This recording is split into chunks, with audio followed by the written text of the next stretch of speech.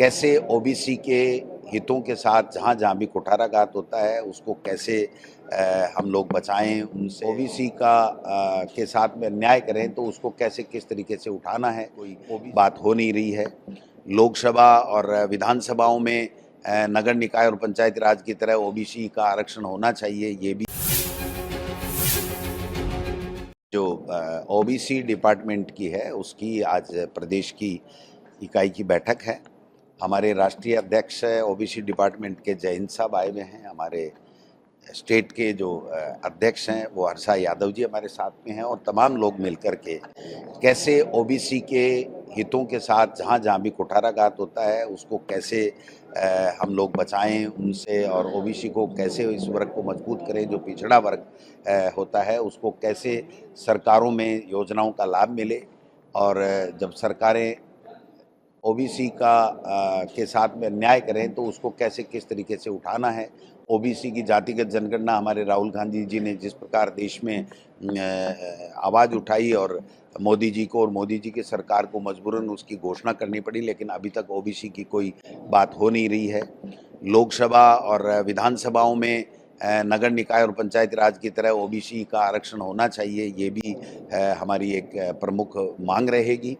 बाकी भी मुद्दे जो भी इस गवर्निंग काउंसिल में एजेंडे में आएंगे उसके ऊपर हम चर्चा करके एक निर्णय लेंगे कि कैसे इस वर्ग को मजबूत किया जा सके। अध्यक्ष जी बताइए, आपको 6 साल कंप्लीट कर दिए, किस अब वो तरह तो का सफर रहा और देखिए, आगे क्या दायित्व की बात है। पार्टी हाईकमान जो काम देती है मैं शिद्दत के साथ करता हूँ और ईमानदारी के साथ में, मेहनत के साथ में हम उसमें अपना सब कुछ देने की कोशिश करते हैं। और मैं समझता हूँ कि मुझे जो सहयोग मिला है पार्टी के वरिष्ठ नेताओं का, तमाम कार्यकर्ताओं का, सबका, वो मेरे लिए बहुत अच्छा गौरवान्वित करने वाला है कि सबका सहयोग से आज हम संगठन का निर्माण जो है वो बहुत अच्छे तरीके से कर पाए। लोकसभा में भी सबके सहयोग से अच्छी सीटें, 11 सीटें इंडिया गठबंधन की आई।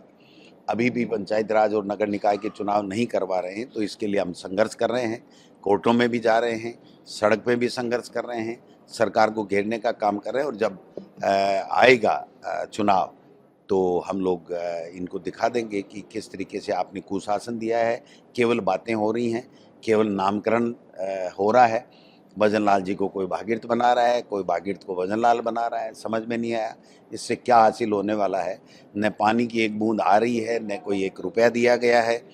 इस तरीके की बातें की जा रही हैं, महिमा मंडन करके खुद के पोस्टर खुद के पैसे से पोल के ऊपर लगा रहे हैं। तो इससे प्रदेश का विकास नहीं हो सकता है। केवल 2047 की बातें करके आप लोगों के साथ में अन्याय नहीं कर सकते हो। ये सारी चीज़ें हम लोग चर्चा भी करेंगे और आगे बढ़ेंगे।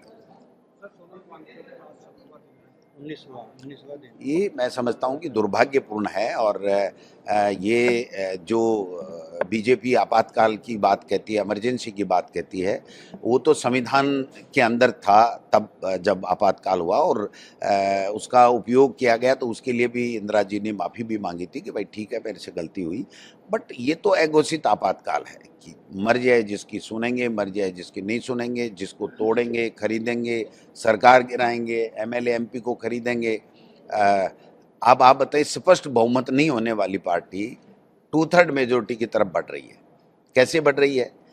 जब दल बदल विरोधी कानून लाया गया और सबकी सहमति से लाया गया और उसकी धज्जियां उड़ा रहे हैं, संविधान की धज्जियां उड़ा रहे हैं, तो ये देश के लिए दुर्भाग्यपूर्ण है।